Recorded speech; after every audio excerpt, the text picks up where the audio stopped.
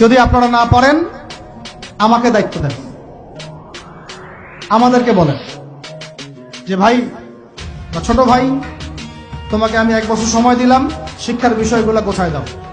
বিনা পারিশ্রমিকে ইনশাল্লাহ করে দেব, কোনো সমস্যা নেই। 1 টাকাও দিতে হবে না, জাস্ট একটা চেয়ার টেবিল দেন, 100 জন আলেম দেন, 100 জন বুদ্ধিজীবী দেন, করে দিব ইনশাআল্লাহ। প্লে গ্রুপ থেকে মাস্টার্স পর্যন্ত আমাদের ছেলেমেয়েরা এমন শিক্ষায় শিক্ষিত হবে যেটাকে শরীফের গল্প শেখাবে না ইনশাআল্লাহ। বরং আমার ছেলে পাইলটও হবে, বিমানও চালাবে, আমার ছেলে ইনশাআল্লাহ হাফেজে করানো হবে ইনশাআল্লাহ। আমার মেয়ে ডক্টরও হবে ইনশাআল্লাহ, আমার মেয়ে আয়েশা রাদিয়াল্লাহু আনহার মতো মুহাদ্দিসও হবে ইনশাআল্লাহ। আমাদের এক ভাই, সে রাজনীতিবিদও হবে ইনশাআল্লাহ, জুমার খুতবাও দিতে পারবে ইনশাআল্লাহ।